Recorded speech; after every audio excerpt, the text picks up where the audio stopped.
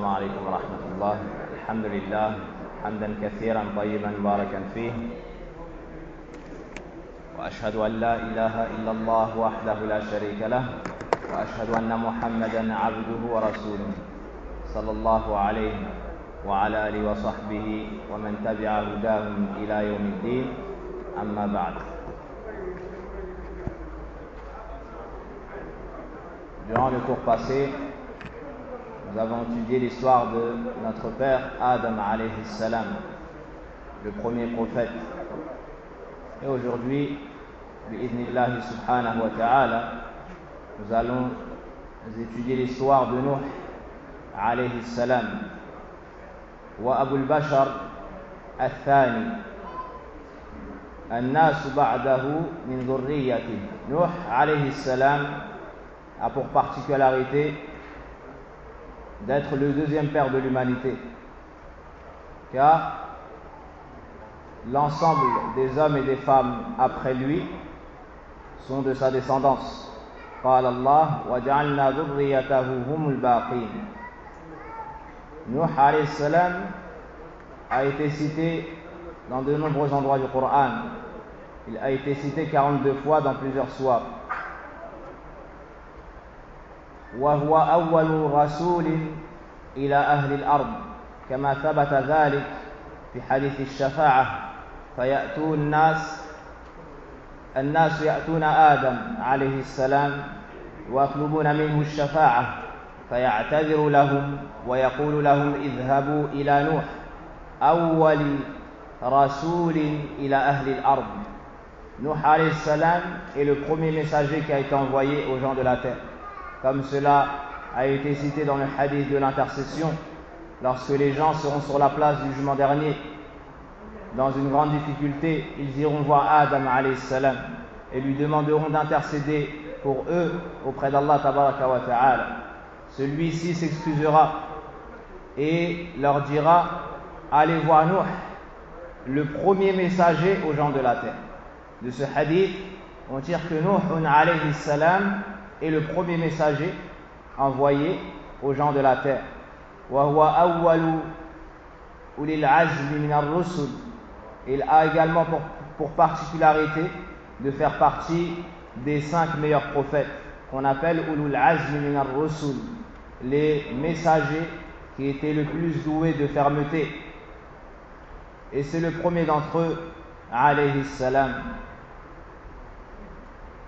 Allah subhanahu wa ta'ala a cité l'histoire de Nuh dans plusieurs sourates du Coran.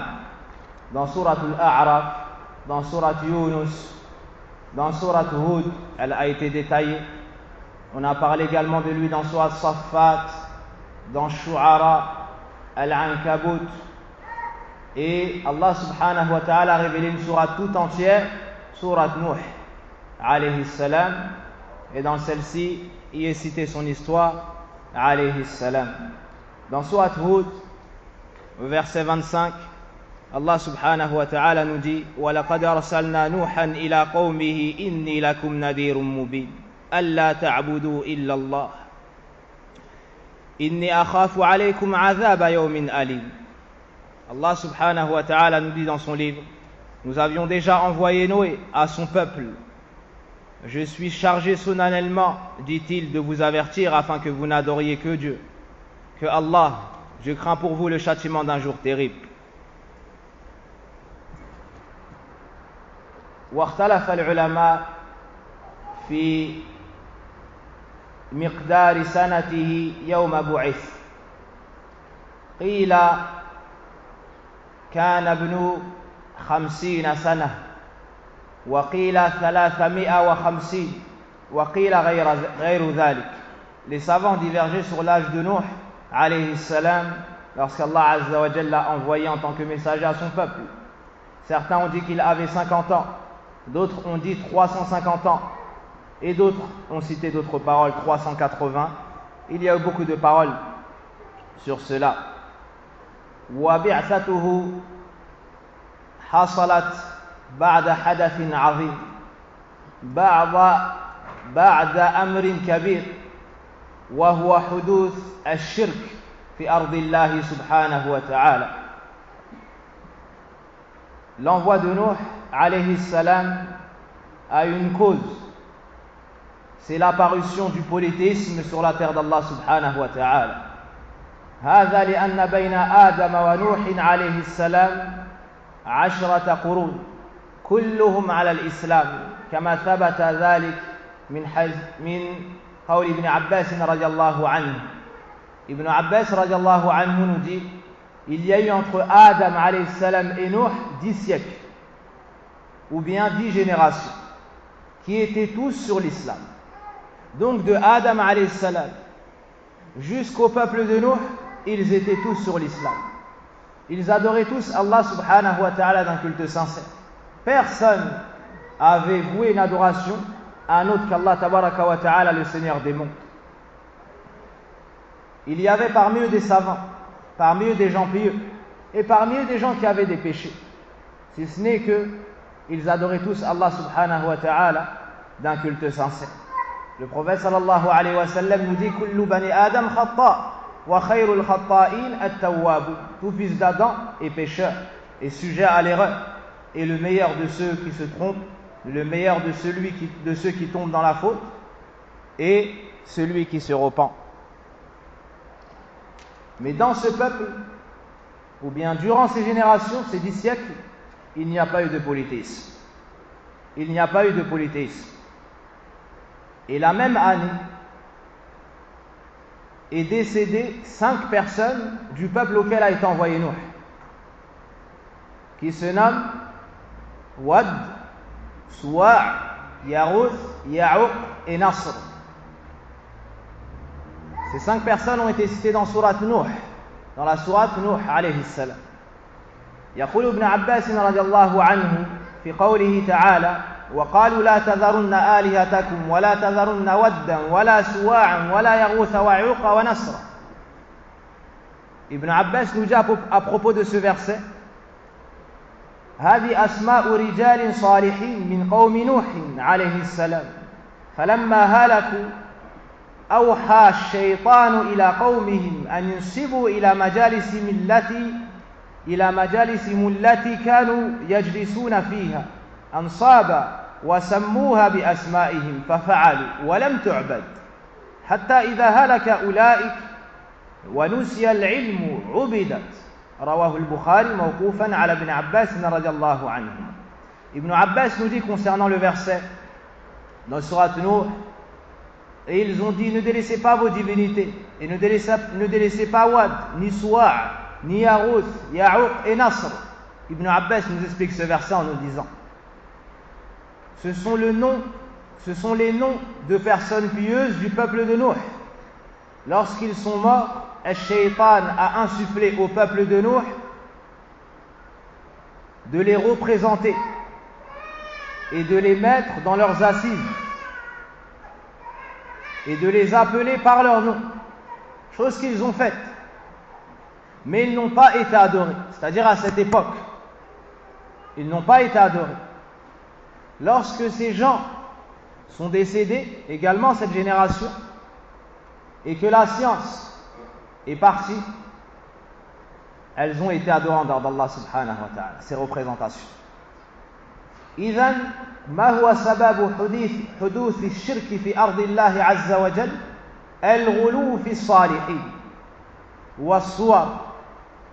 Donc on reprend la cause du shirk sur la terre d'Allah tabaraka wa ta'ala. Dans le peuple auquel a été envoyé Nuh, il y avait 5 personnes pieuses, donc vous avez entendu les noms. C'était des exemples pour ce peuple. Lorsqu'ils sont décédés, ce peuple a été touché d'une grande tristesse. Ils étaient perdus.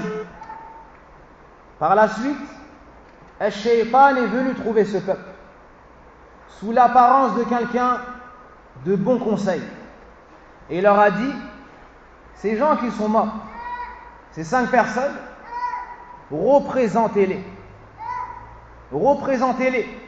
sous forme de statues par exemple et mettez-les dans vos assises, l'endroit où vous avez l'habitude de passer du temps, et appelez-les par leur nom. Celui-ci sera Wad, celui-ci Yarouth, et ainsi de suite. Mais ils ne les ont pas adorés dans un premier temps. Pourquoi est-ce qu'ils ont fait ça? Pour se rappeler d'eux, de leur piété, prendre exemple sur eux et se rapprocher davantage d'Allah subhanahu wa ta'ala. Donc, ils les ont pris comme exemple, ou pour exemple, pour redoubler d'efforts dans l'adoration d'Allah subhanahu wa ta'ala, et ne les ont pas adorés en dehors d'Allah tabaraka wa ta'ala. Al-Shaytan les a fait tomber dans cette première innovation qui est la représentation. Les images. Mais ils n'ont pas été adorés en dehors d'Allah tabaraka wa ta'ala. Al-Shaytan a vu loin et les a fait tomber petit à petit dans la désobéissance, dans l'innovation. Mais son but était plus grave que cela, était pire que cela. Lorsque cette génération est décédée, eux n'avaient pas adoré ces statues, car ils savaient pourquoi est-ce qu'ils les avaient représentés. Mais lorsqu'ils sont décédés, Al-Shaytan est revenu voir leur descendance et leur a dit: vos parents les invoquaient en dehors d'Allah, il leur demandait la pluie, il les prenait comme intermédiaires et leur a insufflé toutes sortes de mauvaises choses. À ce moment-là, lorsque la science a disparu et ceux qui les avaient représentés, qui avaient donc la science, sont décédés, la descendance de ces gens-là les ont adorés en dehors d'Allah subhanahu wa ta'ala. Et ce fut la première fois où le polythéisme a eu lieu sur la terre d'Allah azza wa jalla. Jamais avant eux on avait adoré un autre qu'Allah tabaraka wa ta'ala. Donc voici Tarikh al-Shirk, voici l'histoire du shirk et de sa venue sur la terre d'Allah subhanahu wa ta'ala. Et de cela, tu vois que ton ennemi déclaré Al-Shaytan insuffle le mal aux serviteurs d'Allah azza wa jalla. Et il est prêt à te faire entrer dans 100 portes de bien s'il sait qu'après cela il te fera tomber dans le mal. C'est pour cela qu'Allah azza wa jalla nous a interdit de suivre les pas du shaytan en nous disant: Ya ayyuhalladhina amanu la tattabi'u khutuwati shaytan. Ô vous qui avez cru, ne suivez pas les pas du shaytan. Et souvenez-vous de l'histoire de Adam avec Hawa alayhi salam. Al-Shaytan a insufflé à Adam et Hawa de manger de l'arbre qui leur avait été interdit, en prétextant qu'avec cela, ils allaient vivre éternellement fil jannah. Donc, il ne leur a pas dit ouvertement désobéissez à Allah azza wa jalla. Non, mais il a enjolivé la désobéissance. Et c'est ainsi qu'il a réussi à faire tomber le peuple de Nuh, ou le peuple auquel a été envoyé Nuh alayhi salam, dans le polythéisme. Et souvenez-vous de la promesse du shaytan lorsqu'il fut viré du ciel, et lorsqu'il fut exclu de la miséricorde d'Allah azza wa jalla, il a fait la promesse de tous nous égarer, de tous nous faire tomber dans le mal, sauf les serviteurs d'Allah qui seront sincères. Et c'est ainsi que Shaytan alayhi na'natullah a fait tomber ces gens dans le polythéisme. فَأَصْلُ الشِّرْكِ الْغُلُوُّ فِي الصَّالِحِينَ. Donc la base du polythéisme, c'est l'exagération à l'égard des gens pieux. C'est pour cela que le prophète sallallahu alayhi wa sallam mettait en garde contre l'exagération sur les gens pieux et sur lui-même, en disant: La tutruni kama atrat an-nasara Isa ibn Maryam, fa innama ana 'abdun faqulu 'abdullah wa rasul. N'exagérez pas dans mes éloges, comme l'ont fait les chrétiens avec Isa le fils de Maryam. Je ne suis qu'un serviteur. Alors dites: serviteur et messager d'Allah. Voici le juste milieu sur lequel sont les musulmans. On dit des prophètes que ce sont des serviteurs d'Allah, donc on ne les adore pas. Mais ce sont également des messagers, on ne les dément pas. On les aime, on les suit, on les défend, on les prend comme exemple, et on ne les cite qu'en bien. Alayhim as-salatu was-salam. Et de cette histoire, on tire l'importance de la science. Car le polythéisme a eu lieu lorsque les savants de ce peuple sont décédés. Il y avait des péchés dans leur peuple, mais ils n'ont pas adoré qu'Allah azza wa jalla. Et lorsque la génération de savants est décédée, et lorsque les meilleurs de leur peuple sont décédés, Al-Shaytan a réussi à les induire en erreur. Tu vois ici l'importance des savants dans la communauté. C'est pour cela qu'on donne la plus grande importance aux savants de l'islam. On ne les cite qu'en bien. Et celui qui parle sur les savants de l'islam est sur un mauvais chemin. On les aime, on les suit, mais on n'exagère pas. On n'exagère pas. Et le seul qu'on suit dans tout, c'est le prophète Mohammed sallallahu alayhi wa sallam. De cela, on voit également la gravité de suivre les pas du shaitan et d'innover dans la religion d'Allah. Certaines personnes s'étonnent lorsqu'ils voient les gens de la sunna mettre en garde sans cesse contre l'innovation. Pourquoi cela? Regardez, c'est ce qui a amené al-shirku billahi al-azim fi ardillahi tabaraka wa ta'ala. Le prophète sallallahu alayhi wa sallam nous dit, il disait souvent dans la khutbah du Jumu'ah, wa iyyakum wa muhdathati al-umur fa inna kulla muhdathatin bid'ah wa kulla bid'atin dalalah wa kulla dalalatin fi an-nar. Le prophète sallallahu alayhi wa sallam avait pour habitude de dire le vendredi dans son discours, et sachez que toute nouveauté est innovation. Toute innovation est égarement et tout égarement mène en enfer. Il nous dit également, comme cela a été cité dans le hadith de Aïcha radiallahu anha dans Sahih Bukhari et Sahih Muslim, Man ahdatha fi amrina hadha ma laysa minhu fa huwa radd ay mardudun ala sahibihi. Wa fi riwayatin li Muslim, Man amila amalan laysa alayhi amruna fa huwa radd. Celui qui ramène une nouveauté dans notre ordre, n'en faisant pas partie, c'est-à-dire dans notre religion, dans l'adoration, celui qui adore Allah d'une manière qui n'a pas été légiférée dans la religion d'Allah Azza wa Jal, sur la langue du prophète Mohammed sallallahu alayhi wa sallam, celui qui essaye de se rapprocher d'Allah Azza wa Jal par une manière que ne nous a pas enseigné le prophète sallallahu alayhi wa sallam, se verra refusé auprès d'Allah. Allah n'acceptera rien de toi si tu empruntes une voie sur laquelle n'était pas le prophète sallallahu alayhi wa sallam. Que ce soit dans l'adoration, que ce soit dans la croyance, que ce soit dans les actions, celui qui essaye de se rapprocher d'Allah par une action que ne nous a pas enseignée notre bien-aimé prophète sallallahu alayhi wa sallam, notre guide et exemple, son action sera rejetée. Son action sera rejetée, car cette religion est complète et n'accepte aucun ajout. Al-yawma akmaltu lakum dinakum wa atmamtu alaykum ni'mati wa raditu lakum al-islam dinan. Allah nous enseigne dans le Coran, nous annonce cette bonne nouvelle. Aujourd'hui, j'ai parachevé pour vous votre religion, accompli sur vous mon bienfait et agréé comme religion pour vous l'islam. Et l'imam Malik, rahimahullah ta'ala, Ibn Anas, imam Dahil al-Hijra, nous dit, ce qui ne faisait pas partie de la religion à l'époque n'en fera pas partie aujourd'hui. N'en fera pas partie aujourd'hui. Alors qu'il fait partie des pieux prédécesseurs, des premières générations. Que dire alors de ce que nous voyons au jour d'aujourd'hui, comme secte et comme innovation et comme chemin, dont Allah Azza wa Jalla n'a révélé aucune science. Donc on voit la gravité de l'innovation et que c'est une cause pour tomber dans le polythéisme. Ibn Abbas, Ibn Mas'ud radiallahu anhu et bien d'autres disent, suivez et n'innovez pas. Ittabi'u wa la tabtadi'u faqad kufitu. Suivez et n'innovez pas. Ce que vous avez vous suffit. L'héritage du prophète sallallahu alayhi wa sallam nous est bel et bien suffisant. ومن ها هنا نفهم أهمية التوحيد وكيف الإسلام حمى جناب التوحيد. Et c'est pour cela qu'on comprend l'importance de l'unicité d'Allah subhanahu wa ta'ala. Par cela, nous comprenons l'importance de l'unicité d'Allah et tout ce qui a été entrepris pour préserver les limites de l'unicité d'Allah subhanahu wa ta'ala. التوحيد حق الله على العبيد. قال النبي صلى الله عليه وسلم لمعاذ يا معاذ أتدري ما حق الله على العباد وما حق العباد على الله؟ قلت الله ورسوله أعلم. قال حق الله على العباد أن يعبدوه ولا يشركوا به شيئا وحق العباد على الله أن لا يعذب من لا يشرك به شيئا. رواه البخاري. Le prophète sallallahu alayhi wa sallam était un jour en groupe avec Mu'adh. Mu'adh était derrière lui sur un âne ou une monture.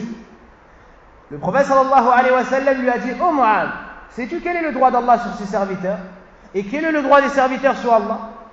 Il répondit: Allah et son messager sont plus savants. Alors le prophète sallallahu alayhi wa sallam lui a dit: le droit d'Allah sur ses serviteurs, qu'il l'adore sans rien lui associer. Le droit des serviteurs sur Allah, qu'il ne châtiera pas un serviteur si celui-ci ne lui a rien associé. Donc c'est le droit suprême d'Allah sur ses serviteurs. C'est le droit le plus propre d'Allah tabaraka wa ta'ala sur ses créatures. De cette histoire, on tire la gravité d'exagérer sur les gens pieux, car cela peut être une cause pour faire tomber les gens dans le polythéisme. Et regardez au jour d'aujourd'hui dans les pays, sur la terre d'Allah Azza wa Jal, même dans les pays musulmans, ils se dirigent vers les tombeaux, ils se dirigent vers les tombes des gens qui étaient auparavant pieux.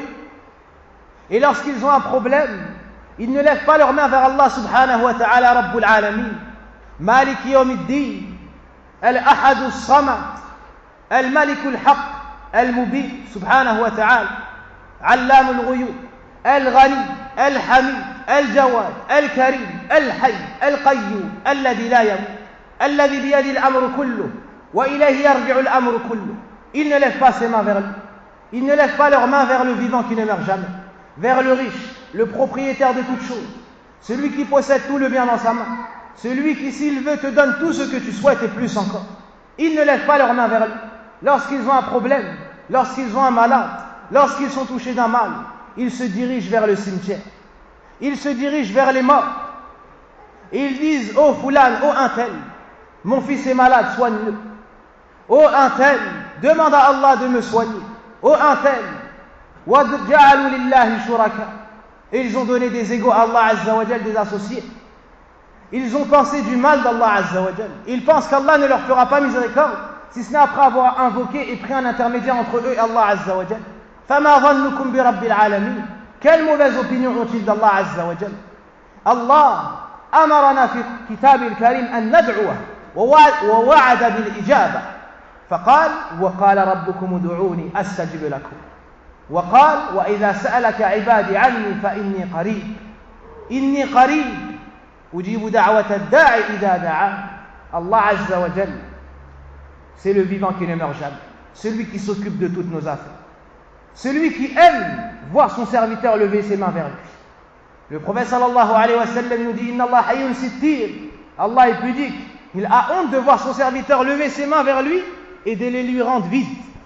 Quand tu lèves tes mains vers Allah subhanahu wa ta'ala, Allah ne te les rend jamais vides. Il te répond. Il t'a demandé de l'invoquer dans le Coran. C'est le riche, le généreux. Il nous dit dans son livre: et votre Seigneur a dit: invoquez-moi, je vous répondrai. Dans un autre verset: lorsque mon serviteur me demande, je suis proche, je réponds à son appel lorsqu'il me demande. Est-ce que nous allons laisser Allah Azza wa Jal et nous diriger vers les morts? Aussi pieux soit-il, cela est interdit. Le fait d'invoquer autre qu'Allah Azza wa Jal, si celui-ci est mort, c'est du shirk akbar, c'est du polythéisme majeur. Si celui-ci est absent, c'est du polythéisme majeur. Et si tu lui demandes une chose qui n'est pas dans les cordes du fils d'Adam, où seul Allah Azza wa Jal est capable de te répondre, c'est également du polythéisme majeur. Tu as le droit de demander une chose à autre qu'Allah Azza wa Jal avec trois conditions. Premièrement, an yakuna hayyan. Thaniyan, an yakuna hadira. Thalithan, an yakuna qadira. Wa tara annahu sabab faqat. Les savants ont dit que tu as le droit de demander une chose à autre qu'Allah Azza wa Jal sous trois conditions. La première, qu'il soit vivant. La deuxième, qu'il soit présent. La troisième, qu'il soit capable. C'est-à-dire que cela entre dans les corps du fils d'Adam en général. Si tu invoques un mort, c'est du polythéisme majeur, tu sors de l'islam. Si tu invoques quelqu'un qui est absent, comme les djinns, comme les anges, ou comme quelqu'un qui est loin de toi, qui ne t'entend pas, ou avec qui tu n'as pas de moyen de communication, alors tu seras également tombé dans le polythéisme majeur.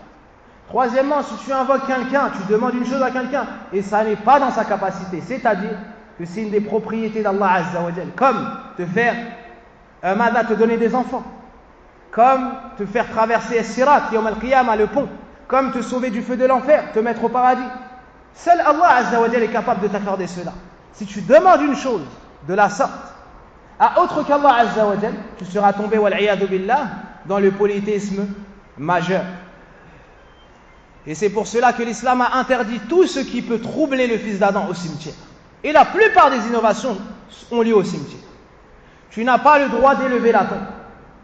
Ali ibn Abi Talib radiallahu anhu a dit à un de ses compagnons: ne vais-je pas t'envoyer afin de faire ce que le prophète sallallahu alayhi wa sallam m'a ordonné?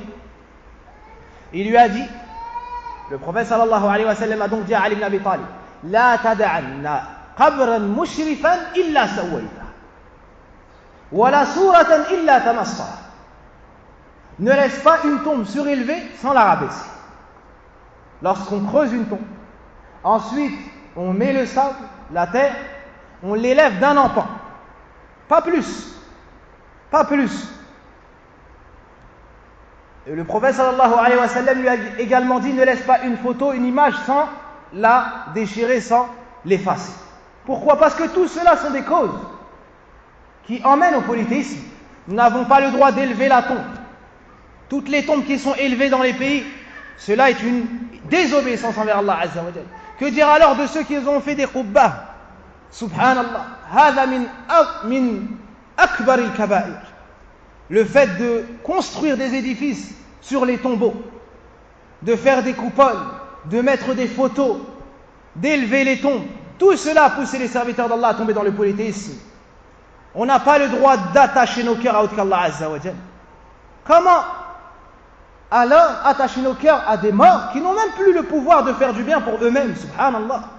Ils ne peuvent plus rien pour eux-mêmes. In tad'uhum la yasma'u du'a'akum. La yasma'una du'a'akum.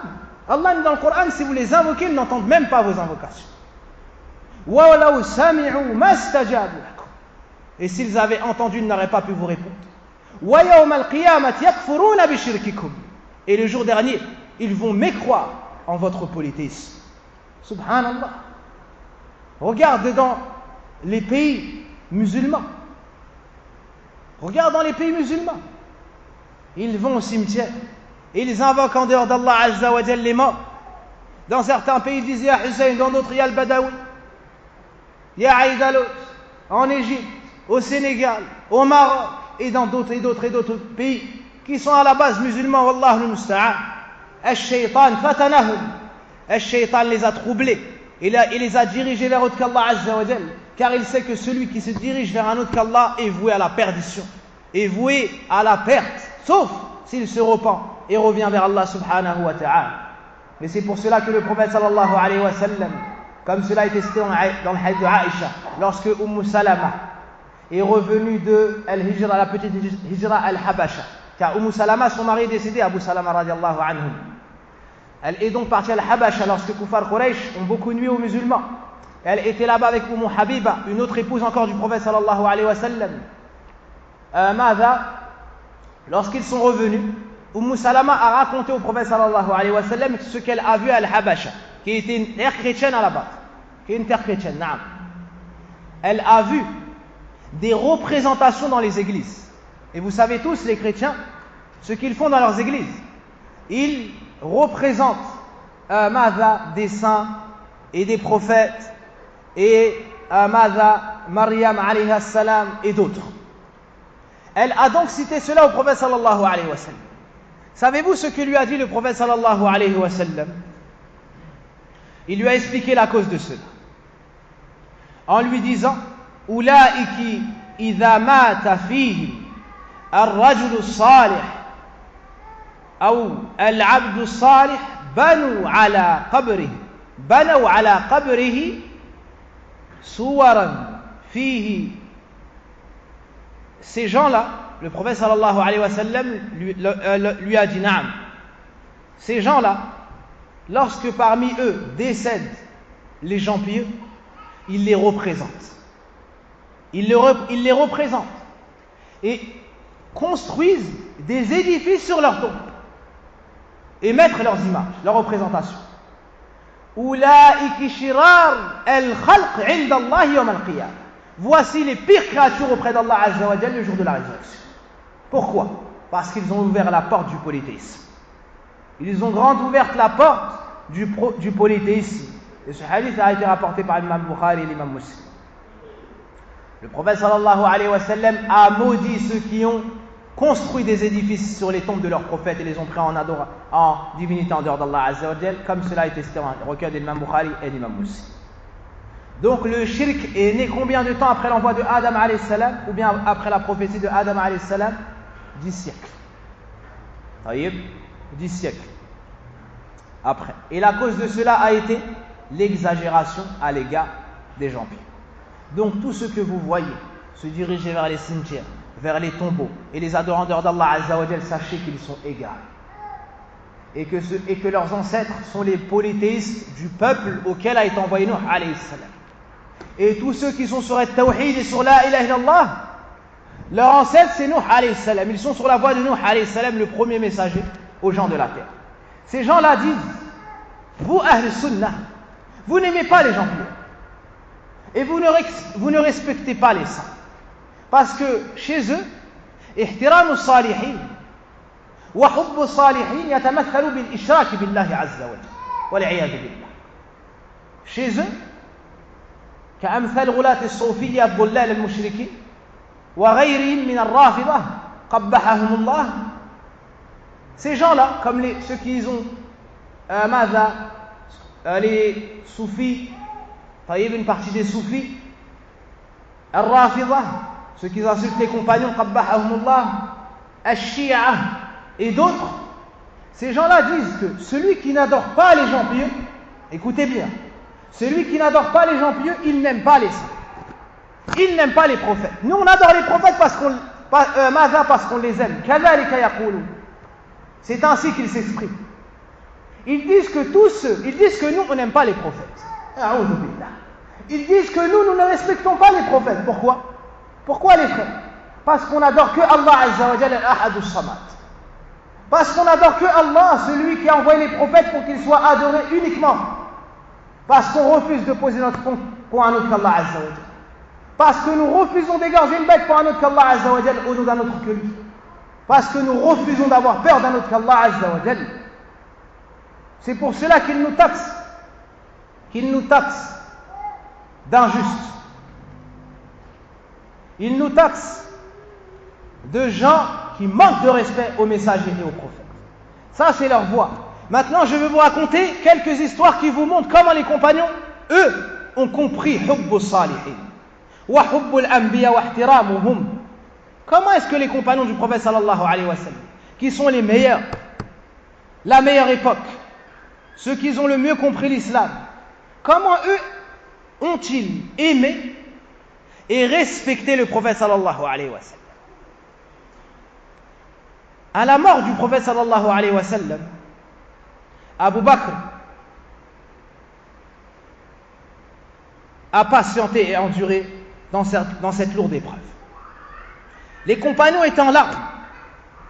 Certains n'ont pas cru en l'information, c'est-à-dire la mort du prophète sallallahu alayhi wa sallam. D'autres, à l'image de Omar radiallahu anhu, ont dit il n'est pas mort. Il est parti comme Moussa alayhi salam est parti recevoir la révélation de son Seigneur. Il va revenir. Celui qui dit que le prophète sallallahu alayhi wa sallam est mort, je le taperai de mon épée. Abu Bakr radiallahu anhu est parti vérifier l'information. Lorsqu'il a été sûr de cette information, de cette triste nouvelle, il est revenu à la mosquée, a calmé les musulmans, a ordonné à Omar de se taire et monter sur le minbar et a dit أيها الناس يعني حمد الله وأثنى عليه ثم قال أيها الناس من كان يعبد محمدا فإن محمدا قد مات. Ô vous les gens, que celui qui adorait Muhammad sallallahu alayhi wa sallam, qu'il sache que Muhammad est bel et bien mort. ومن كان يعبد الله فإن الله حي لا يموت. Mais quant à ceux qui adoraient Allah, sachez qu'Allah, lui, c'est le vivant qui ne meurt jamais. Puis il a resté des versets qui montrent que Muhammad sallallahu alayhi wa sallam est un homme et une créature. وما محمد إلا رسول.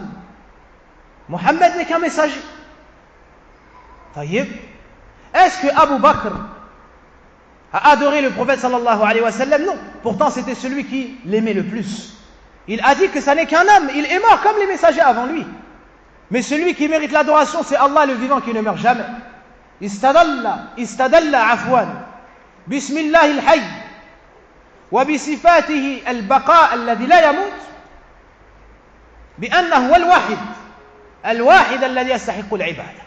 Abu Bakr, allamatul ummah, a utilisé le nom d'Allah Azza wa Jalla, le vivant, et son attribut, celui qui ne meurt pas, pour dire aux gens que c'est le seul qui mérite l'adoration. Aina antum min Abu Bakr as-Siddiq al-alim as-Siddiq al-akbar.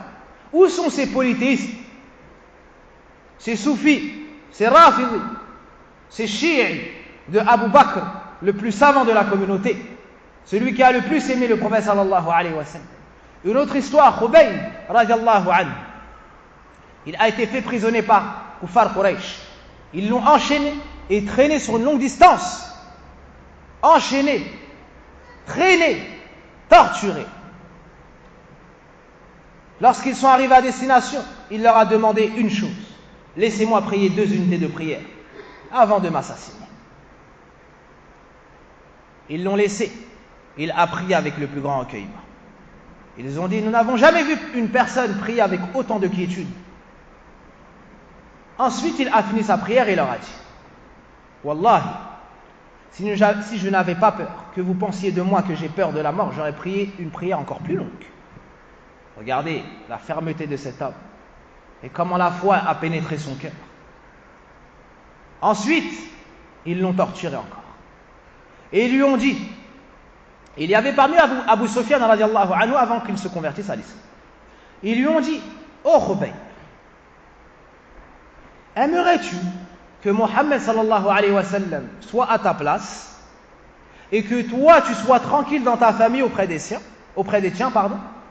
Écoutez la réponse de celui qui a aimé d'un amour légiféré le prophète Mohammed sallallahu alayhi wa sallam.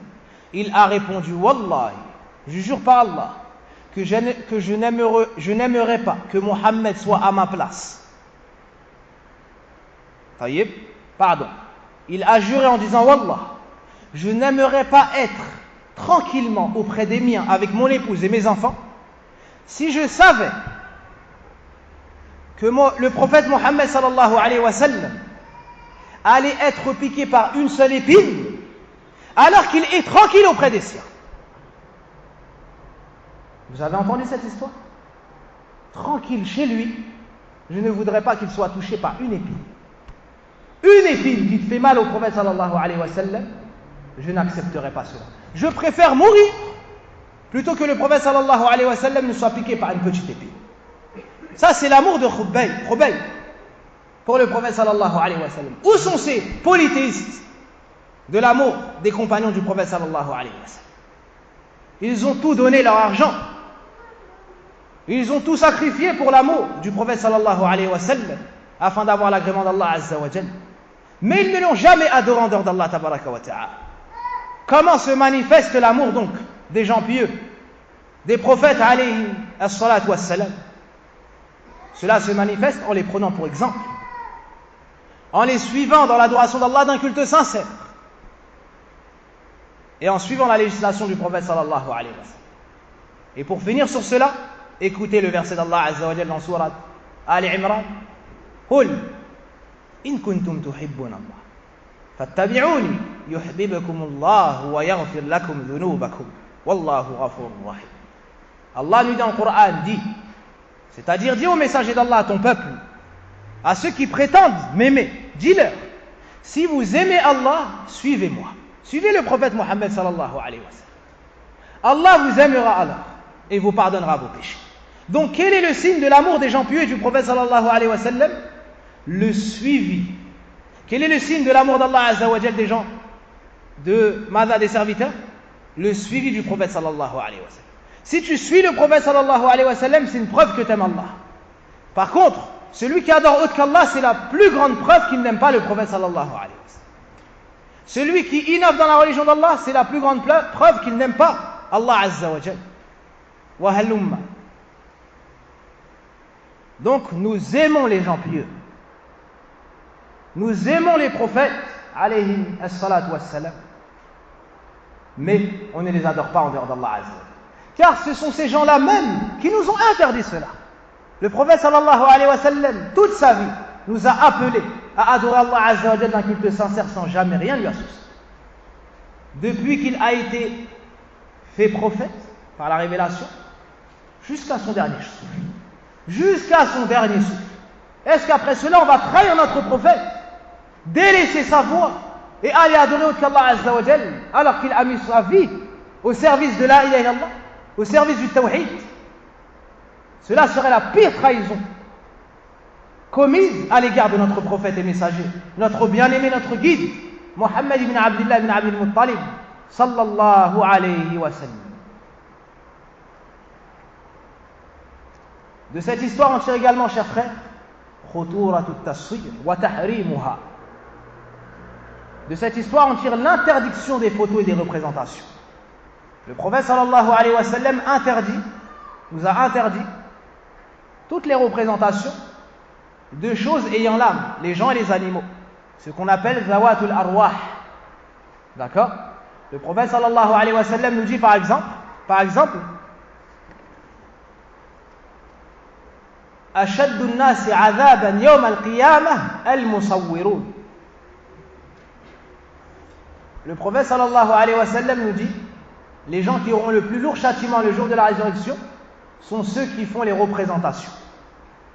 Ceux qui font les représentations. Le prophète sallallahu alayhi wa sallam nous dit également, ceux qui ont fait les images, les représentations, on leur dira le jour de la résurrection, faites vivre, insufflez l'âme à ceux que vous avez créés. Donnez l'âme à ceux que vous avez représentés. Vous ne rentrerez pas au paradis tant que vous n'arriverez pas à leur insuffler l'âme. Est-ce qu'ils pourront leur donner l'âme? Non. Ça sera un châtiment.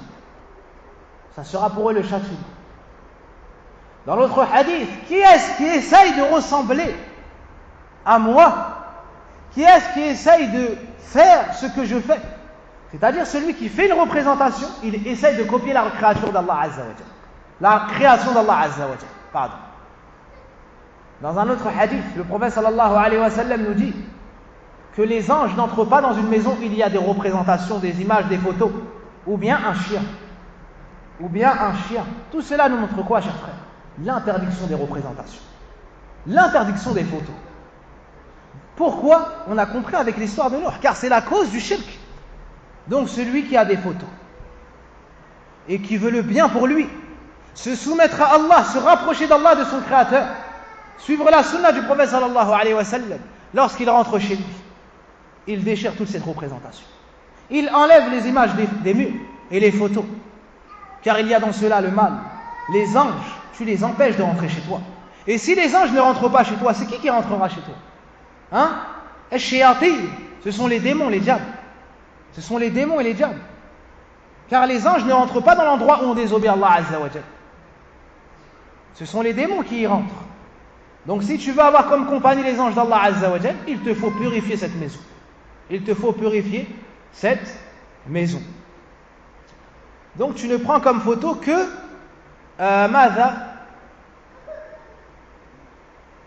ce dans quoi il y a une grande nécessité. Yani tu n'as pas le choix.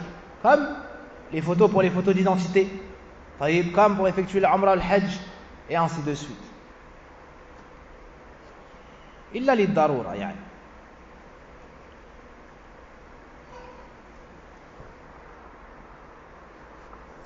Donc soyez clairvoyants dans le polythéisme et le tawhid, afin de ne pas être induits en erreur par les égarés qui vous amènent vers les tombeaux, vers les saints, et vous disent: tu ne peux pas demander à Allah Azza wa Jalla directement, tu es trop sale, tu as trop de péchés.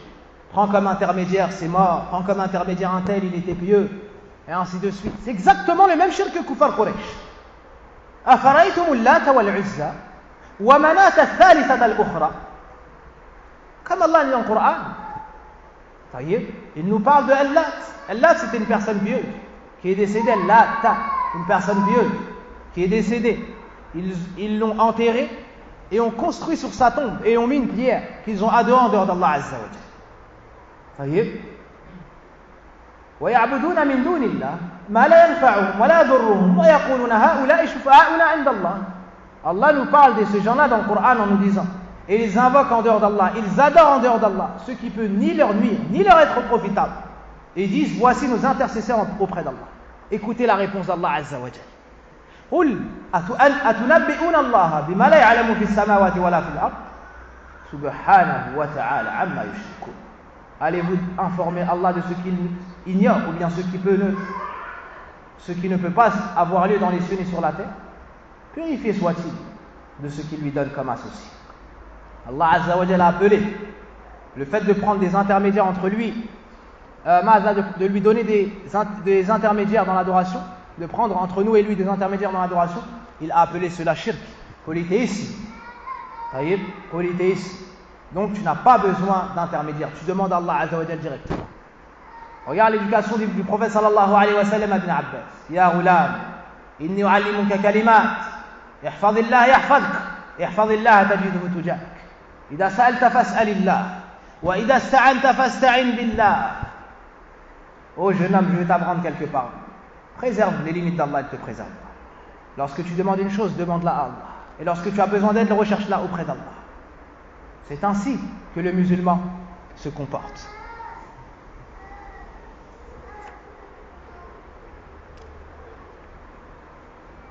Et tu vois ces polythéistes encore plus humiliés devant les tombeaux qu'ils ne le sont dans la prière, wallah.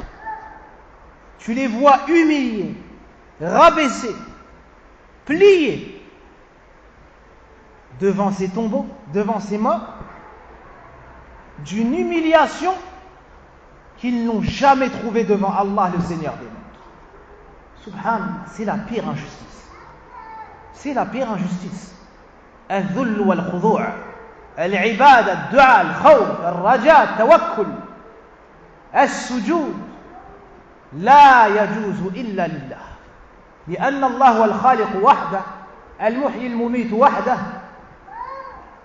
الملك وحده المالك وحده المدبر وحده سبحانه وتعالى. Pourquoi nous ne nous dirigeons vers personne en dehors d'Allah? Car c'est notre Créateur unique, notre Seigneur l'unique, notre propriétaire l'unique, celui qui nous donne la vie et la mort l'unique. سبحانه وتعالى عما يقولون علوا كبيرا سبحان الله عما يشركون. Ceci étant dit, chers frères, الشرك بالله عز وجل أظلم الظلم وأكبر الكبائر. Après avoir compris cela, sachez, chers frères, que le polythéisme, الشرك, c'est le pire péché, la pire injustice. Ceci étant, ou bien إذا كان الأمر كذلك لا بد من التفقه فيه لا بد من معرفته كي نجتنبه.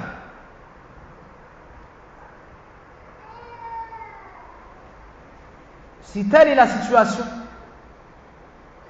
nous avons l'obligation d'étudier ce qu'est al-shirk billah pour pouvoir s'en éloigner et s'en préserver.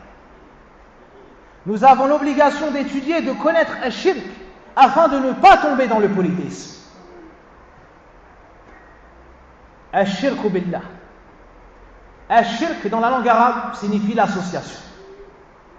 Al-musharaka bayna shay'ayn fi amr.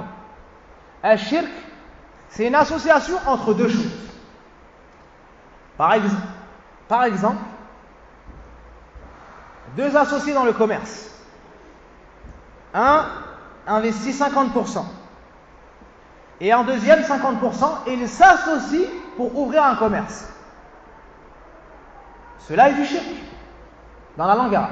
Al-musharaka bayna amrayn bayna rajulayn. D'accord? Wa minhu qawlu Allah fi surati Taha wa ashrikhu fi amri. Lorsque Moussa alayhi salam a demandé à Allah azza wa jal de lui donner en tant qu'aide son frère Haroun comme prophète également, comme messager également, en lui disant et associe-le dans ma mission. On a utilisé le mot shirk. Donne-lui une part de la révélation afin qu'il soit également messager, qu'on s'entraide dans cette grande mission. Appeler les gens au tawhid, les mettre en garde contre al-shirk. Cela se nomme dans la langue arabe al-shirk. En ce qui concerne al-shirk dans l'islam, c'est taswiyatu ghayri Allah billah fima huwa min khasaisillah. Al-shirk billah, c'est le fait de donner un égal à Allah,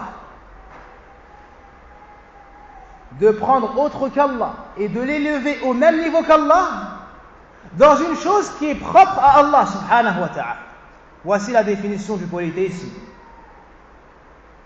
Le fait d'élever une créature au même niveau qu'Allah azza wa jalla, en lui donnant un droit qui est propre à Allah subhanahu wa ta'ala. Voici la définition du polythéisme. Le prophète sallallahu alayhi wa sallam nous dit An taj'ala lillahi niddan wa huwa khalaqak. Il définit le polythéisme et nous dit c'est le fait de donner un égal à Allah alors que c'est lui qui t'a créé. Wa'alam akhal islam anna ash-shirka billahi yanqasimu ila thalathati aqsam. Sache que le polythéisme se divise en trois. Il y a trois formes de polythéisme. Il peut avoir lieu dans trois domaines. Ce sont les domaines qui sont propres à Allah Azza wa Jalla. Ash-shirku fi al-rububiyyah, ash-shirku fi al-uluhiyyah, wa ash-shirku fi al-asma'i wa as-sifat. Le shirk peut avoir lieu dans les trois formes de tawhid. Al-rububiyyah, al-uluhiyyah et al-asma' wa as-sifat. La divinité, c'est-à-dire l'adoration, la seigneurie et les noms et les attributs. Je m'explique. Celui qui donne un égal à Allah Azza wa Jal en affirmant que autre qu'Allah peut créer ou a créé, ou bien qu'Allah a un associé dans la création, aura commis du polythéisme dans la seigneurie. Celui qui affirme avec Allah d'autres créateurs aura associé Allah Azza wa Jal. Celui qui dit qu'Allah n'est pas celui qui possède tout ce qu'il y a dans les cieux et la terre et entre les deux, mais que telle personne possède aussi en dehors d'Allah Azza wa Jal ou avec Allah subhanahu. C'est du polythéisme. Lillahi mulku samawati wal ard. Allah appartient la royauté de tout ce qu'il y a dans les cieux. Celui qui affirme qu'autre qu'Allah Azza wa Jal décide de ce qui se passe dans les cieux ou la terre pour associer Allah Azza wa Jal, il lui aura donné un égal dans le fait qu'il soit le seul à administrer, le seul gérant. Donc Allah Azza wa Jal est le seul à gérer et à éduquer ses serviteurs. C'est le seul à avoir tout créé, c'est le seul propriétaire, le seul gérant. C'est le seul à vous donner la vie et à la reprendre. Celui qui dit qu'Allah a un égal dans cela, ou que quelqu'un peut faire en dehors d'Allah Azza wa Jal cela, aura donné un égal à Allah dans la seigneurie, c'est shirk ou fi rububiyyah. Allah est unique à faire ce qu'il fait pour ses créatures. Taïb. Deuxièmement, ash-shirk fi al-uluhiyyah. Sarfu al-ibadati li ghayrillah. Ash-shirk dans la divinité, c'est le fait de donner une adoration à un autre qu'Allah Azza wa Jalla. Celui qui prend une adoration et l'avoue à un autre qu'Allah Azza wa Jalla aura commis un acte de polythéisme dans la divinité, dans l'adoration. Et c'est ce qui a eu lieu dans les peuples. Ash-shirk fi al-rububiyyah, c'est rare. Mais ce shirk-là est répandu. وَمَا يُؤْمِنُ أَكْثَرُهُمْ بِاللَّهِ إِلَّا هُمْ مُشْرِكُونَ. Allah dit dans le Coran, et il ne croit en lui, c'est-à-dire en Allah dans la seigneurie, qu'en lui donnant des associés, c'est-à-dire dans la divinité. Naam. Celui qui égorge pour un autre qu'Allah, celui qui prie un autre qu'Allah, celui qui se prosterne pour un autre qu'Allah, celui qui craint un autre qu'Allah comme il a peur d'Allah, celui qui aime autre qu'Allah comme il aime Allah, celui qui voue une adoration à un autre qu'Allah, celui qui lève les mains vers un autre qu'Allah, aura commis un acte de polythéisme dans l'adoration. Il sort donc de l'islam par ce. C'est du polythéisme majeur dans l'adoration. La troisième forme de polythéisme, le fait de donner un égal à Allah Azza wa Jal dans ses noms et ses attributs. Comme le fait d'appeler autre qu'Allah Azza wa Jal par ses noms qui lui sont propres et les adorer en dehors d'Allah. Ou prendre des noms d'Allah et faire des dérivés. Comme Kufar Quraysh ont pris Allah et ont fait Lat, et ont pris l'Aziz, ont fait l'Uzza. Puis ils les ont adorés en dehors d'Allah Azza wa Jal. Le fait de renier les noms et les attributs d'Allah Azza wa Jal et de leur abaisser au niveau des créatures, c'est du shirk. Shirk ou ta'atil. Le fait de donner des propriétés d'Allah Azza wa Jal à ses serviteurs en les élevant au même niveau qu'Allah, shirk ou tamthil. Shirk ou fil asma wa sifat est de deux sortes. Shirk ou tamthil, c'est l'anthropomorphisme. Shirk al-ta'til, c'est le fait de renier les noms et les attributs d'Allah Azza wa Jal. Donc soit ils élèvent les créatures au même niveau qu'Allah, soit ils font ressembler Allah en le rabaissant au niveau de ses serviteurs. Tout cela rentre dans le polythéisme, dans les noms et les attributs. Ensuite, dans le jugement du polythéisme, il se divise en deux. Il se divise en deux. Ash-shirkul akbar et ash-shirkul asghar. Ash-shirkul akbar et ash-shirkul asghar. Ne pensez pas que nous allons raconter l'histoire comme on raconte l'histoire de quelqu'un d'autre. Non, on raconte l'histoire des prophètes et on prend les règles, les leçons. Comme Allah Azza wa Jal nous dit en Coran, Ibratul li ulil albab. Il y a dans cela des leçons pour les gens doués d'intelligence. Nous devons prendre les jugements. Nous devons prendre et tirer les leçons afin de tirer pleinement les leçons et profit des histoires des prophètes. Donc, le shirk, طيب ماذا ينقسم إلى قسمين الأكبر والأصغر. الشرك الأكبر هو كل شرك أطلقه الشارع وكان متضمنا لخروج الإنسان عن دينه. هذه التعاريف احفظوها. Ces définitions, apprenez-les par cœur. La définition du shirk: تسوية غير الله بالله فيما هو من خصائص الله. الشرك se divise en trois. الشرك في الربوبية, الشرك في الألوهية, الشرك في الأسماء والصفات. Et apprenez-les chacun. Ensuite, apprenez les deux parties du shirk dans la gravité et le jugement. الشرك الأكبر والشرك الأصغر. فالشرك الأكبر كل شرك أطلقه الشارع وكان متضمنا لخروج الإنسان عن دينه. Et vu que la plupart d'entre vous n'avez pas ni feuille ni stylo, j'espère que vous avez une très bonne mémoire pour retenir tout cela. Dans le cas contraire, il vous faut venir avec des cahiers et des stylos, comme cela convient au comportement de l'étudiant et celui qui veut retenir la science, la comprendre, la maîtriser, l'appliquer, puis en faire profiter autrui après lui.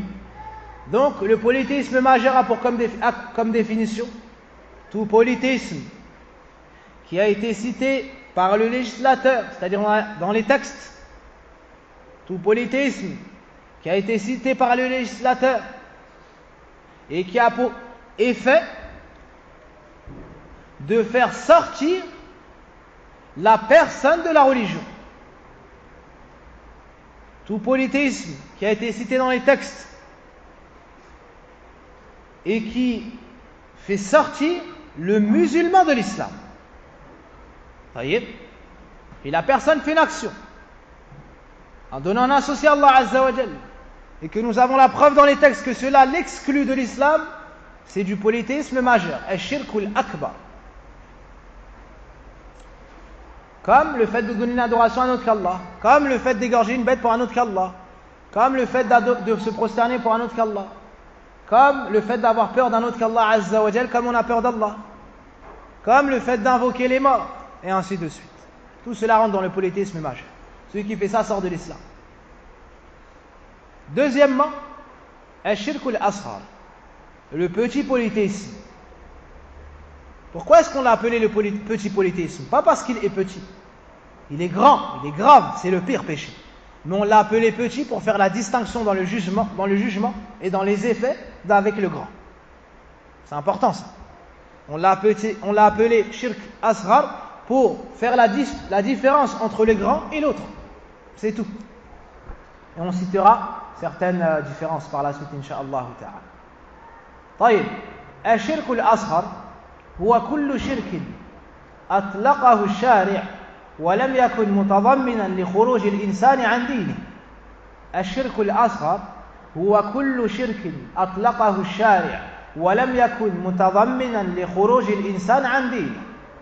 طيب le polythéisme majeur est tout polythéisme qui a été cité par le législateur n'engendrant pas l'exclusion de la personne de sa religion. Tout polythéisme qui a été cité par le législateur, c'est-à-dire dans les textes, mais qui n'engendre pas l'exclusion de la personne de l'islam. Voyez? Comme le fait de jurer par un autre qu'Allah à la base, comme le fait de porter un gris en talisman, comme le fait de dire Masha'Allah wa shi't, c'est ce qu'Allah a voulu ainsi que toi, en disant Voyez? Naam. Voyez. Après avoir compris cela, quelle est la différence entre Ashirkul Akbar et Ashirkul Asghar? Il y a plusieurs différences. Parmi celles-ci, Ashirkul Akbar, le grand polythéisme, fait sortir la personne de l'islam, contrairement au petit polythéisme. Deuxièmement, le grand polythéisme, si la personne tombe dedans, on annule toutes ses actions, sans exception. D'accord?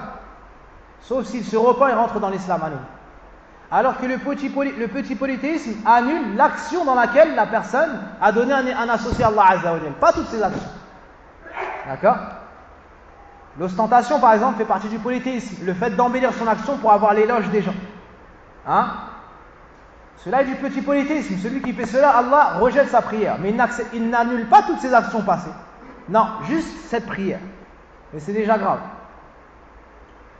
Parmi les effets, ou bien la différence entre le grand et le petit polythéisme, il y a le fait que le grand polythéisme interdit à la personne le paradis, éternellement. Alors que le petit polythéisme, si la personne entre en enfer, elle en sortira pour entrer au paradis par la suite. Voyez? Le grand polythéisme interdit le paradis. Donc la personne entrera en enfer éternellement. Alors que le petit polythéisme, si la personne entre en enfer, elle en sortira pour finir au paradis. Le grand polythéisme, Allah Azza wa Jal ne le pardonne pas si ce n'est avec le repentir. Bi-ijma'il ulama. Il y a le consensus des savants dans cela. Alors que le petit polythéisme, certains savants voient qu'il est sous la volonté d'Allah Azza wa Jal. S'il veut, il le pardonne. S'il veut, il te châtiera pour cela. Voyez? Celui qui tombe dans le grand polythéisme, voyez, ne pourra plus rester avec la musulmane s'il est marié avec elle. Et le musulman ne pourra pas hériter de lui. Alors que celui qui tombe dans le polythéisme, il reste avec son épouse, car c'est encore un musulman. Et s'il meurt, on prie sur lui, on le lave, on prie sur lui, on l'enterre dans le cimetière des musulmans. Alors que celui qui tombe dans le grand polythéisme, s'il meurt, on ne le lave pas. On l'enterre dans le cimetière des kuffars. On ne prie pas sur lui, on ne le lave pas, et ainsi de suite. Voyez? Celui qui tombe dans le grand polythéisme, il annule la base de sa foi. Il sort complètement de la foi. Alors que celui qui tombe dans le petit polythéisme, il a annulé la perfection de la foi qui lui était obligatoire. Obligatoire. Pas la base de la foi par laquelle on sort de l'islam en la perdant. Voyez? Voici certaines différences. Il y a d'autres différences que les savants ont citées. Voici ce qui me revient maintenant. Voyez. Après cela, voyons khuturatu shirk, la gravité du polythéisme. La gravité du polythéisme. Premièrement, premièrement, c'est le pire péché par lequel Allah fut désobéi. C'est le pire péché par lequel Allah Azza wa Jal fut désobéi. Allah nous dit dans son livre وَمَنْ يُشْرِكْ بِاللَّهِ فَقَدْ افْتَرَى إِثْمًا مُبِينًا أو إثما عظيما في سورة النساء. نعم نعم ومن يشرك بالله فقد افترى إثما عظيما. Allah Azza wa Jalla dit dans le Coran, et celui qui donne un associé à Allah a certes commis un péché énorme. Mais quiconque donne à Allah quelque associé commet certes un péché énorme. Et Allah nous dit également dans Surat Luqman, Inna shirka la dhulmun azim. Allah nous montre comment Luqman, cet homme pieux, a éduqué son fils, rahimahullah. Certes, ya bunayya la tushrik billah, ô mon fils, n'associe pas à Allah. Inna shirk, certes le polythéisme est un péché énorme, ou est une injustice énorme. Inna shirka la dhulmun azim. Et le prophète sallallahu alayhi wa sallam nous dit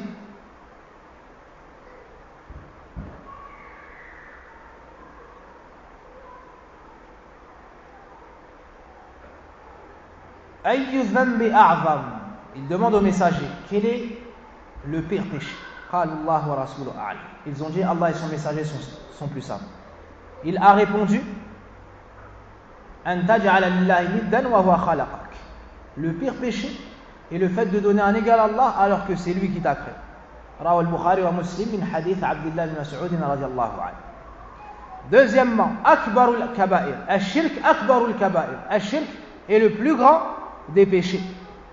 Dans le hadith d'Abu Bakr, le prophète sallallahu alayhi wa sallam nous dit Ala unabbi'ukum bi akbaril kaba'ir. Ne vais-je pas vous informer des pires péchés, des plus grands péchés? Qalu bala ya Rasulullah. Ils ont dit certes au message d'Allah. Qala sallallahu alayhi wa sallam ash-shirku billah wa 'uququl walidayn ila akhir al-hadith.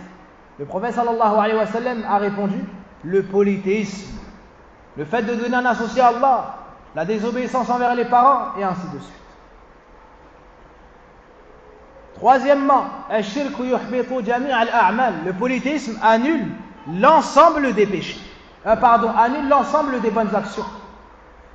Ça c'est le shirk majeur, le shirk al-akbar. Et le shirk asghar annule l'action dans laquelle la personne est tombée. Et on laisse le détail pour un autre cours. Allah nous dit dans le Coran وَلَا إِنْ أَشْرَكْتَ لَيَحْبَطَنَّ عَمَلُكَ وَلَتَكُونَنَّ مِنَ الْخَاسِرِينَ. وقال في آية أخرى ماذا ولو أشركوا لحبط عنهم ما كانوا يعملون. Allah subhanahu wa ta'ala a dit au prophète sallallahu alayhi wa sallam dans le Coran et si tu nous donnes un associé nous annulerons toutes tes actions et tu feras certes parmi des perdants. Tu feras certes partie des perdants. Dans Surat Az-Zumar verset 65 et dans Surat Al-An'am verset 88, Allah Azza wa Jalla, après avoir cité 18 prophètes en commençant par Ibrahim alayhi salam puis 17 prophètes et messagers, Allah Azza wa Jalla finit en disant وَلَوْ أَشْرَكُوا. Et si il nous avait donné des associés, لَحَبِطَ عَنْهُمْ مَا كَانُوا يَعْمَلُونَ. Vous entendez cela, chers frères? Après avoir cité les meilleurs des hommes, les prophètes et messagers, Allah finit, conclut et dit et s'il nous avait donné des associés, avait commis du shirk, on aurait annulé tout ce qu'ils ont fait comme bonnes actions. On parle de qui là ici? Des prophètes et des messagers. Safwatu khalqillah. Safwatu khalqillah. Les meilleurs, l'élite de la création. Et pourtant Allah Azza wa Jalla, après avoir vanté leurs mérites et fait leurs éloges, dit et s'ils avaient commis un shirk, nous aurions annulé toutes leurs bonnes actions. علما بأنهم معصومون بالشرك بإجماع العلماء. Sachant qu'ils sont infaillibles quant au fait de tomber dans le polythéisme, et cela sans divergence chez les savants de l'islam. Donc cela en vrai est fait pour attirer notre attention à nous et pour nous montrer la gravité du shirk et que c'est le pire péché. Troisièmement, al-shirk la yaghfiruhu Allah illa bit-tawbah. Troisièmement, parmi les choses, qu'est-ce qu'on cite là? Premièrement, deuxièmement, troisièmement. Pour voir si on arrête juste après ça ou si on continue un peu. Si la fin a eu raison de vous ou pas. Nous sommes en train de citer quoi ici?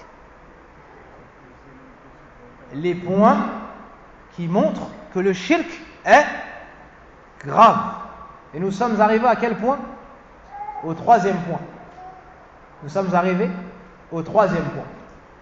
طيب, أين آدم? Où est Adam? Safar. Il a voyagé, il part en vacances. Allah yahfazahu fi safari. Allah le préserve durant son voyage. Min ahsan talamidi. Parmi nos meilleurs élèves, Adam, qui a 9 ans, 10 ans. صار بالغا.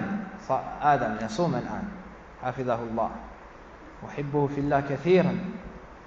آدم وفقه الله. Adam fait ses éloges en son absence, un de nos meilleurs élèves, un des plus assidus au cours, qui ne manque jamais un cours, qui note, qui apprend, et il a 9 ou 10 ans. Hafidahullahu ta'ala. Wa huwa yuhafid ala salawat. Ma'al jama'a. Il préserve les prières en groupe à la mosquée. Alors que certains d'entre nous avons du mal à préserver ces prières à la mosquée. طيب وفقه الله أسأل الله يحفظه ويجعله من علماء الإسلام الداعي إلى توحيد الله المحذرين من الشرك والبدع أسأل الله يحفظه على السنة. On demande à Allah de le préserver sur la sunna et qu'il fasse de lui un prêcheur, un prédicateur au tawhid et quelqu'un qui met en garde contre le shirk, l'innovation et les innovateurs. طيب. Parmi les choses donc qui nous montrent la gravité du shirk, le fait qu'Allah ne le pardonne pas si ce n'est avec le repentir. Quelle est la preuve de cela? Allah dit dans le Coran, Inna Allah la yaghfiru an yushraka bih wa yaghfiru ma duna dhalika liman yasha. Certes, Allah ne pardonne pas qu'on lui donne quelque associé. Et en dessous de cela, il pardonne à qui il veut. D'accord? Donc, celui qui tombe dans le shirk, il faut qu'il se repente. Sinon, Allah ne le pardonne pas. En ce qui concerne le polythéisme majeur, il n'y a pas de divergence sur cela. En ce qui concerne le polythéisme mineur, les savants ont divergé. D'accord? Comment on unit entre ce verset et le verset où Allah Azza wa Jal dit dans Surat Az-Zumar, قل يا عبادي الذين أسرفوا على أنفسهم لا تقنطوا من رحمة الله إن الله يغفر الذنوب جميعا إنه هو الغفور الرحيم. Dis ô vous mes serviteurs qui avez commis des excès contre eux ou à votre propre détriment, ne désespérez pas de la miséricorde d'Allah. Certes, Allah pardonne tous les péchés. Dans ce verset, Allah Azza wa Jalla nous dit qu'il pardonne tous les péchés. Et dans l'autre verset, Allah nous dit qu'il ne pardonne pas qu'on lui donne des associés. Et en dessous de cela, il pardonne à qui il veut. Les savants unis entre les deux versets en disant que dans Surat Az-Zumar, lorsque nous disons que nous pardonnons tous les péchés, c'est-à-dire avec le repentir. Et dans l'autre verset, lorsque nous disons que nous ne pardonnons pas al-shirk, et qu'en dessous de cela on pardonne à qui il veut, c'est à qui Allah veut, c'est-à-dire tous ceux qui se trouvent en dessous du shirk. Si Allah veut, il te pardonne, si Allah veut, il te châtie. Ce qu'on appelle tahta al-mashi'a. Lorsque tu entends les savants dire Hada tahta al-mashi'at, Hada tahta mashi'atillah, sache que cela signifie les grands péchés en dessous du shirk.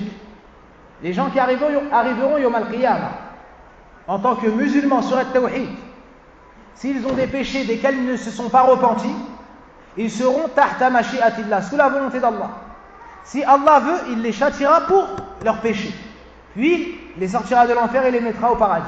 Si Allah veut, il leur pardonnera cela et les mettra directement au paradis. Bi rahmatihi subhanahu wa ta'ala wa ihsani jalla wa az. Wa huwa jawadun karim. Naam. Parmi les choses qui nous montrent la gravité du shirk, al-mushrik la tanfa'uhu ash-shafa'ah yawm al-qiyamah. Le polythéisme, celui qui est tombé dans le shirk, Allah Azza wa Jalla ne lui rendra pas utile l'intercession. Ni il ne pourra la recevoir, ni il pourra intercéder pour autrui. Allah Azza wa Jalla nous dit dans le Coran فَمَا لَنَا مِنْ شَافِعِينَ وَلَا صَدِيقٍ حَمِيمٍ dans surat al-Shu'ara. طيب. Donc, ils diront ça alors qu'ils seront dans le feu de l'enfer. Ils seront dans le feu de l'enfer. Nous n'avons pas d'intercesseur. Ils seront châtiés et diront nous n'avons pas d'intercesseur. Personne ne pourra intercéder pour nous chez Allah Azza. Dans l'autre verset, فَمَا تَنْفَعُهُمْ شَفَاعَةُ الشَّافِعِينَ. L'intercession de ceux qui pourront intercéder ne leur seront pas profitables. Pourquoi? Parce que celui qui meurt dans un shirk, l'intercession lui sera interdite. Pour recevoir l'intercession, il y a 3 conditions. Quelle est la première? Naam. Idhnullah, la permission d'Allah Azza wa Jalla. La deuxième, Naam. Qu'Allah soit satisfait, al-rida. Il soit satisfait de qui? De celui qui veut intercéder, celui qui veut recevoir l'intercession. D'accord? La troisième règle sur ça. Allah Azza wa Jalla illa 'anil muslimin al-muwahhidin. Allah n'est satisfait que des monothéistes, de ceux qui sont morts sur l'islam. Donc la troisième condition, que la personne meurt sur l'islam. Donc 3 choses, il faut les retenir. Celui qui recevra l'intercession yawm al-qiyamah et celui qui aura réuni 3 choses. Premièrement, c'est quoi? Qu'Allah Azza wa Jal donne sa permission. Man dha alladhi yashfa'u illa bi'idhni. Qul lillahi shafa'atu jami'a. Deuxièmement, qu'Allah Azza wa Jal soit satisfait de lui. Troisièmement, Allah Azza wa Jal n'est satisfait que des croyants musulmans. واضح؟ ولا يرضى عن العباد الكفر نعم ولا يرضى عن عباد الكفر وإن تشكروا يرضه لكم. Et il n'agrée pas de serviteurs la mécréance. Et si vous vous montrez reconnaissant, il sera satisfait de vous. Al-Allama ibn Baz rahimahullah ta'ala nous dit la plus grande reconnaissance c'est tawhidullah, c'est l'islam. Donc ils ne pourront pas recevoir l'intercession. Cinquièmement, al-mushrik harrama alayhi al-jannah. Le paradis est interdit aux polythéistes. Il sera donc éternellement en enfer wal-'iyadhu billah. Allah dit innahu man yushrik billah faqad harrama Allahu alayhi al-jannah wa ma'wahu an-nar wa ma lidh-dhalimina min ansar. Allah nous dit dans le Coran, certes, celui qui associe Allah se verra interdire le paradis. Le paradis lui sera certes interdit. Et sa destination sera l'enfer. Il n'aura pas d'autre destination si ce n'est l'enfer. Comme a dit Cheikh Fawzan hafidhahullah ta'ala. Et pour les injustes, pas de secours. Sixièmement, الشرك أو المشرك لا يقبل الله منه عملا. Allah n'accepte aucune action du polythéiste. حتى يدع شركه, jusqu'à ce qu'il délaisse son polythéisme et se repent et revient au tawhid. قال الله قل للذين كفروا إن ينتهوا يغفر لهم ما قد سلف. Allah dans le Coran dit à ceux qui ont mécru, s'ils arrêtent, c'est-à-dire le polythéisme et la mécréance, ils se verront pardonner ce qui est passé. Allah dit dans le Coran وَقَدِمْنَا إِلَى مَا عَمِلُوا مِنْ عَمَلٍ فَجَعَلْنَاهُ هَبَاءً مَنْثُورًا.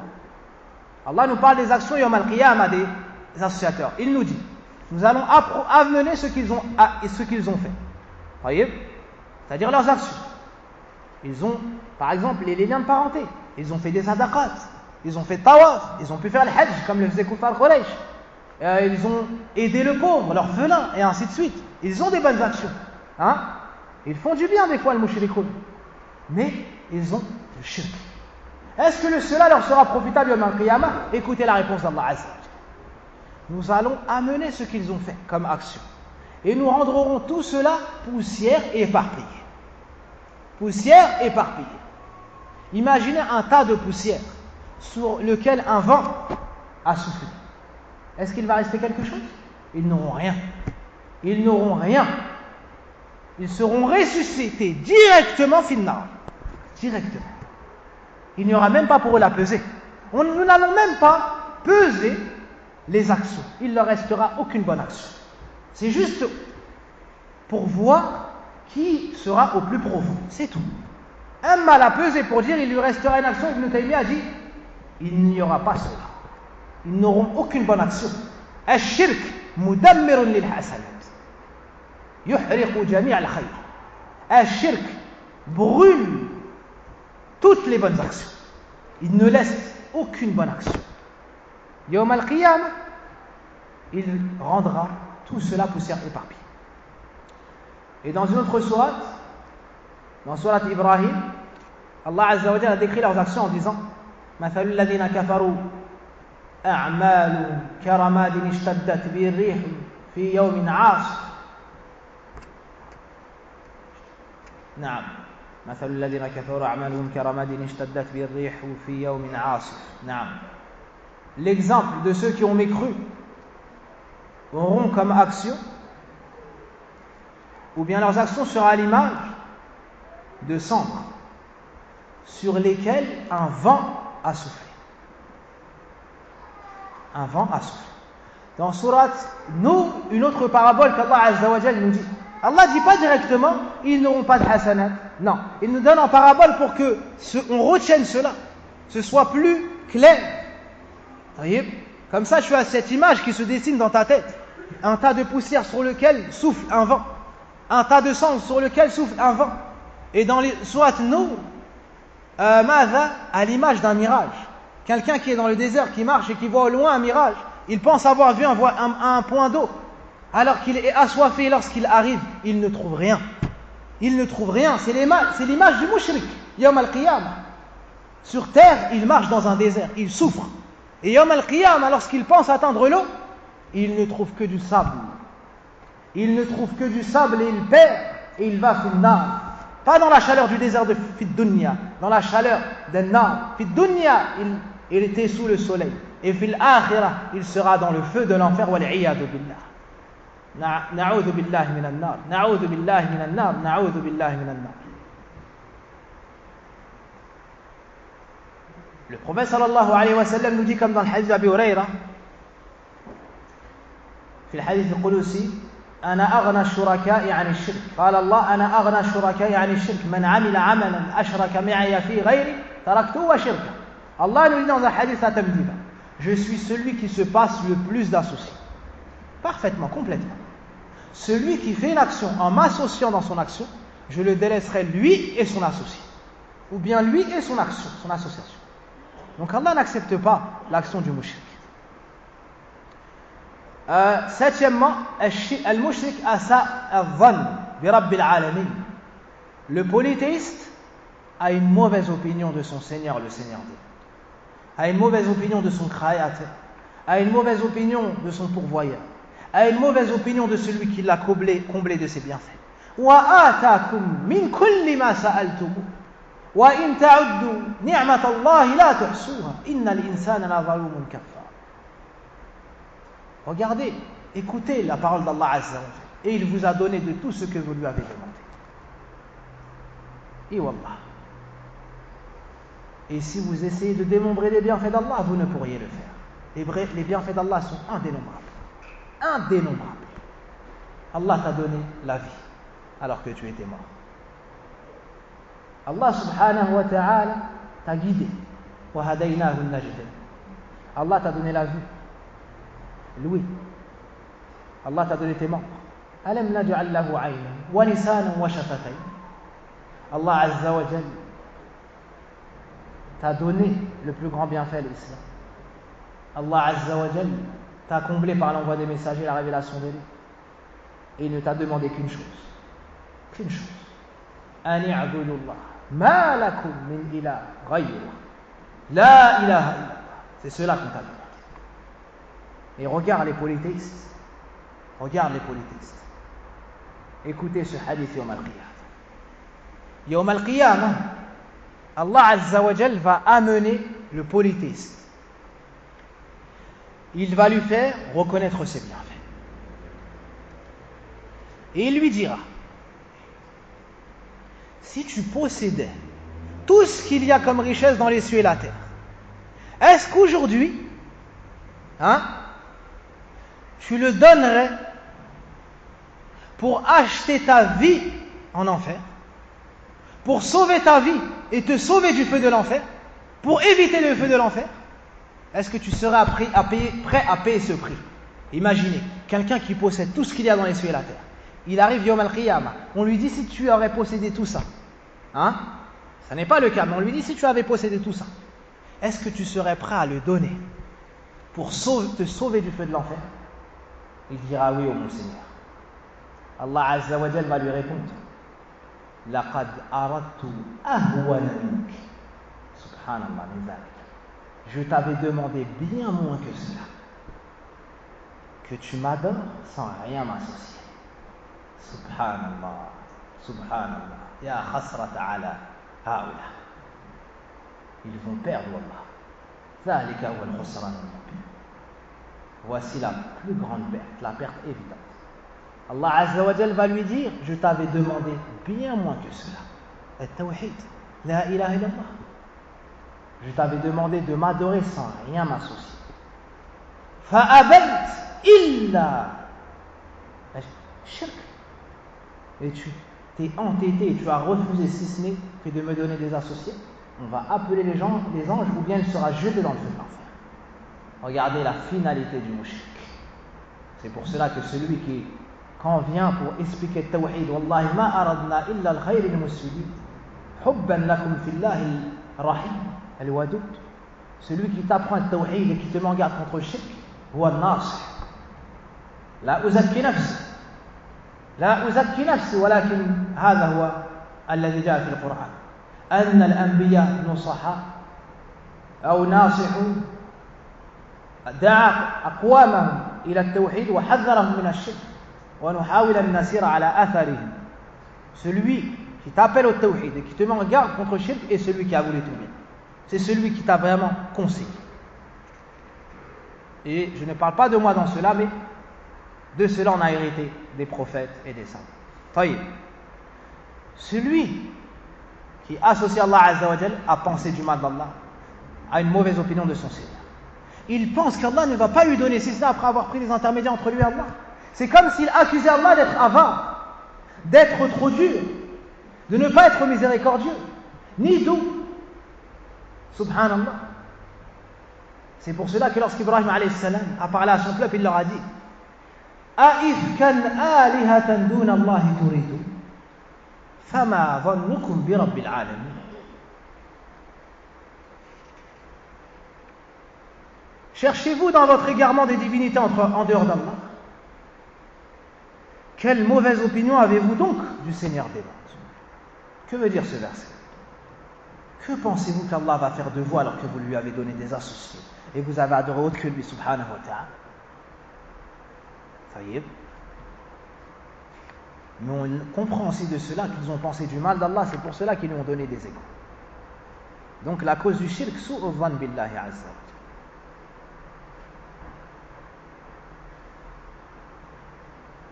wa jalla. Haqiqatu shirk, kama qala Ibn al-Qayyim rahimahullah ta'ala, et on va s'arrêter dans une minute, tashbihu bil khalq. C'est le fait de faire ressembler la créature au créateur et le créateur à la créature. D'accord? C'est ça la réalité du polythéisme. Voyez? Certains, comme les chrétiens, ont fait ressembler la créature au créateur en disant par exemple que Isa c'est Allah Azza wa Jalla. Ils lui ont donc donné les propriétés de la divinité. D'autres, parmi les gens du livre, ont donné des propriétés de la créature au créateur, et c'est encore pire. Ils ont rabaissé Allah au niveau des créatures. C'est encore pire que d'élever la créature au même niveau que le créateur. Et les deux sont graves. Et les deux sont graves. Comme en disant par exemple, Yadullahi maghloul, la main d'Allah est fermée, pour dire qu'il est avare. Allah les a réfutés en disant, Bel yada, il n'a pas une main, il en a deux. Elles sont largement étendues. Il est généreux, subhanahu wa ta'ala. Ils ont dit aussi, Inna Allah faqirun wa nahnu aghniya. A'udhu billah. Ils ont dit, Allah est pauvre et nous sommes riches. Regardez le manque de comportement et de respect qu'ils ont à l'égard d'Allah, le Seigneur des mondes, subhanahu wa ta'ala.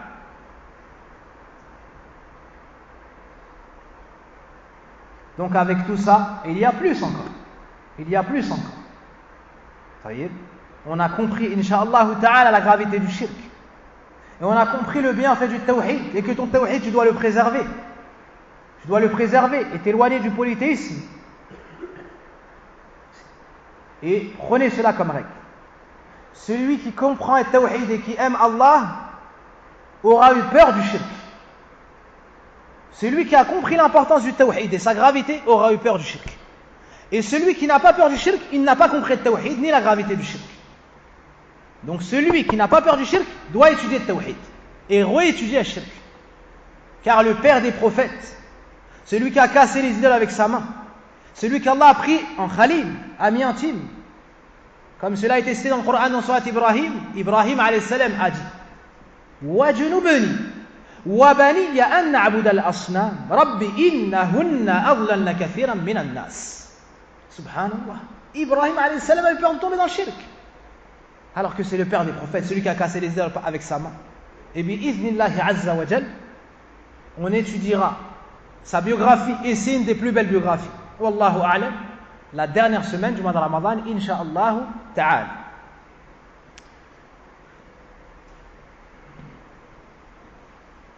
Ibrahim alayhi salam a dit, en invoquant Allah et en le suppliant, il nous dit, éloigne-moi,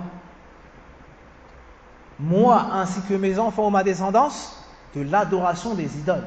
Qui est-ce qui a peur du shirk ici? Qui est-ce qui invoque Allah et lui demande de l'éloigner lui et sa descendance ou ses enfants du polythéisme? Pas n'importe quel polythéisme. Le polythéisme clair, l'adoration des idoles. Est-ce que toi, je te pose la question, est-ce que toi tu as déjà eu peur d'adorer Bouddha par exemple? Une idole, une statue claire. Est-ce que tu as déjà eu peur de cela? Je te dis, moi je suis un musulman, je ne peux pas tomber dans cela peut-être. Ben sache que c'est un défaut dans Tawhid. Tu dois avoir peur de cela. Si tu n'as pas peur du shirk, tu n'as pas compris le Tawhid.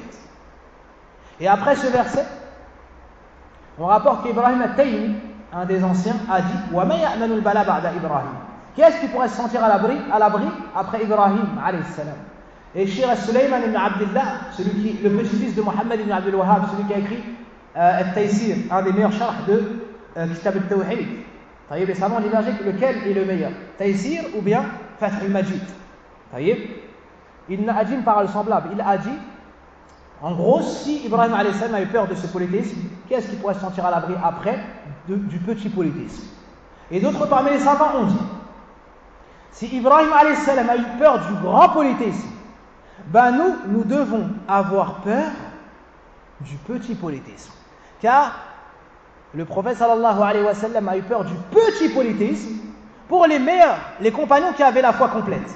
Et nous, avec notre faible foi, nous devons avoir peur même du petit polythéisme. Hein? Dans le hadith de Mahmoud ibn Labid, عند أحمد أخوف ما أخاف عليكم الشرك الأصغر. Le prophète sallallahu alayhi wa sallam a dit aux compagnons, la chose dont je crains le plus pour vous, c'est le petit polythéisme. Lequel? Ar-riya, l'ostentation. L'ostentation. C'est la chose que le prophète sallallahu alayhi wa sallam craignait le plus, taïb, pour pour la communauté. Donc, nous devons avoir peur du petit polythéisme et du grand. Ibrahim alayhi salam a eu peur du grand. Donc celui qui a compris le tawhid a peur qu'on lui enlève le tawhid, parce que c'est le plus grand bienfait par lequel Allah Azza wa Jal a comblé son serviteur. Méditons ce verset. Wajnubni, éloigne-moi. Il n'a pas dit permets-moi de ne pas faire de shirk. Non, éloigne-moi, mets-moi loin du shirk. Mets le shirk dans un endroit et moi à l'opposé. Premièrement. Donc il ne s'en sentait pas à l'abri au point où il a voulu être loin pour mettre une grande limite entre lui et le polythéisme. Deuxièmement, wajnubni wa baniya, soit sa descendance, soit ses enfants. Et ses enfants, c'était des prophètes, subhanallah. Ismaïl et ensuite Ishaq sont des prophètes. Ils ont été préservés du shirk. Taïb.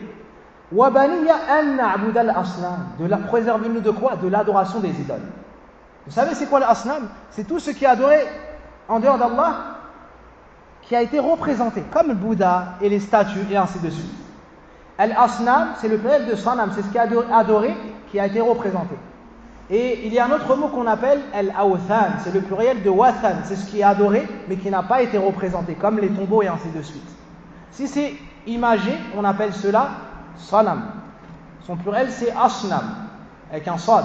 Si ça n'est pas imagé, on appelle cela awthan, son singulier c'est wathan.